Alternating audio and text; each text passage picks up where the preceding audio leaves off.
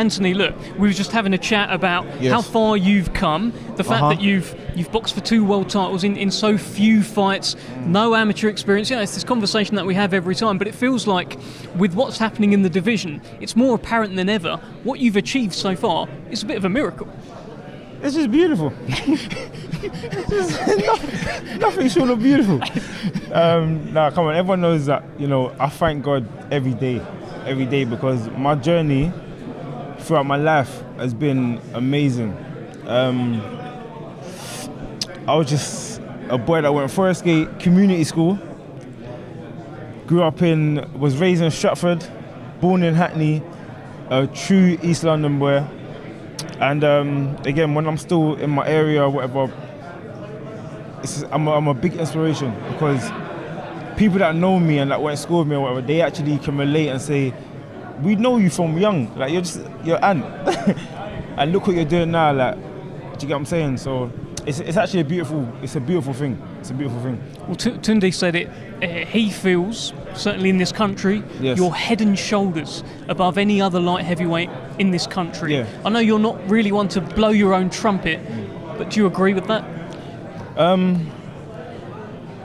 Absolutely. I think as I call him Unc, as Unc said, I think just Floyd Mayweather made the saying so famous: men lie, women lie, numbers don't lie. Mm-hmm. Again, I think Unc's talking about the YouTube views or whatever.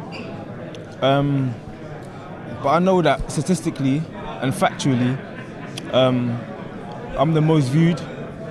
I bring the most attention, and I think I'm the most exciting fighter out of the whole bunch. I'm very, very humble as well. I should be a bit more arrogant, a bit more big-headed, especially for what you're saying. No amateur experience. I come into the scene, as Adi says, turn up, show up, blow up. Yes. Made a name for myself. Created a lot of attention. Taking on these big challenges. I think that's what people actually. I think that's where the respect's starting to come. I've taken on challenges when I didn't really need to. I could have done the protected prospect thing. I went out to Russia, I said, nah, forget all that. Where I'm born and how I was raised is if you get an opportunity, you go for it, and you try your best. That's what life's about, because I don't want to live my life with any regrets, and we'll keep rising. Listen, I've seen a few quotes out there from Buatsi after his fight with Aziz, where it does sound like he's interested in you. You can both talk about this. It sounds like he's interested in you. He's aware. He's won a final eliminator. Those belts, they're tied up. Beterbiev and Bivol, they're fighting. They might have a rematch. Who knows? He fancies you as his next fight. Do you think he's serious? Well, I think he is serious. I've been serious as well in saying that. I think we should fight this year. The way I'm seeing it is Bivol and Beterbiev are fighting for undisputed, and as I've always said, a fight like me and Buatsi, because it's such a big draw, world title fight. If the belts that scatter, that will put the cream on top of, that will put the icing on top of the cake, should I say? If not, we can still get a cracking. There's other fights out there. I won't name too many names, but there's Callum Smith. There's other world title fights, and for me, again, this is my manager, trainer, Frank Warren, promoter, other people in the background that make decisions. I've always been like this: put them in front of me, I'll fight them. I don't care. I've always said that. So there's people behind the scenes doing whatever they want to do. I've seen Buatsi face to face, and we spoke about a potential fight, and we need to make it happen. And yeah, man, I'm here. What are your advantages in that fight? Everything. You do everything better than Joshua Buatsi? I think I'll do everything better. The only thing he has ahead of me is a better amateur pedigree. I feel like I've had tougher fights, or I've fought better people than him. Again, I think his best wins were against Dan Aziz and Craig Richards, which went with both of them went points.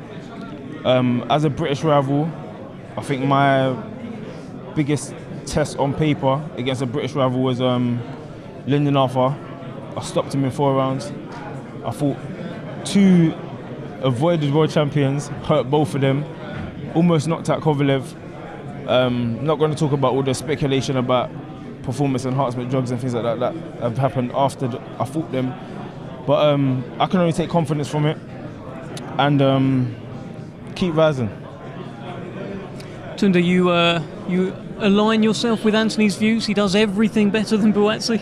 Oh, absolutely. You know, sometimes I can be a bit more vocal about it. You know, and I love it. I'm happy that the two of us, we're two different sides of the same coin. I feel Anthony Yarde has been the number one light heavyweight in the UK since his 10th fight. I have. Yeah, two sides of the same coin. And you know, it just, I don't know why anyone would think any different.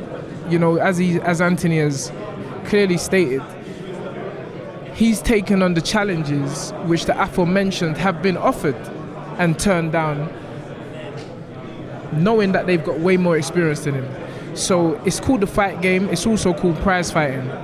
And I just feel that Anthony Yarde continues to show that he is that. He's a fighter, and he will go where the best decisions are made for him, his team, and himself. Just last one on Buatsi, just because people are talking about it. There's talk that he's going to be there on Saturday, watching on.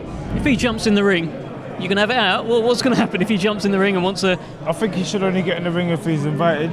Because the heat of the moment, you know. No, I'm joking. Now, me and him have seen each other quite a few times. Both London boys. He's from Croydon, which again is classed as South London. Some people class it as outside of London because it's so far. Yeah. Again, all I'm focused on is my opponent on Saturday. I want to be the best version of myself that I can be. And then we talk about all these other potential fights after, you know. Because I'm just saying this now. I'm saying this live.